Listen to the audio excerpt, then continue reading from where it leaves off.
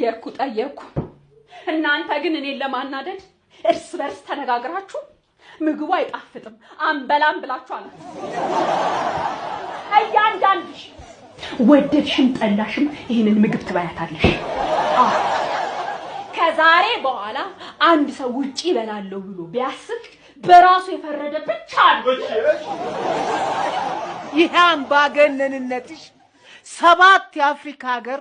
ቀጥ አድርጎ እኮ ያስተዳድራል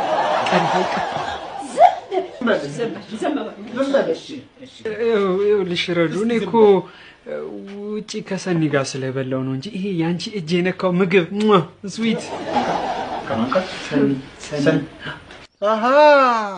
እዚህ ቤትኛው ወጣ ስንላችሁ አጉራሽም ማዘጋጅታችኋል ይሄን ማኛ ተደብቁናላችሁ እኮ ማን ይሰል ሰኒናታ የረዱ ጓደኛ እሷማ ለልደቴ ቆንጆዬ ኬክ የሚጣፍጥ ልትሰራልኝ ነበር ይሄ ነው እንጂ ምቀኛ ይዟት ልም ያለው አለማ እቺ ፈልፈላ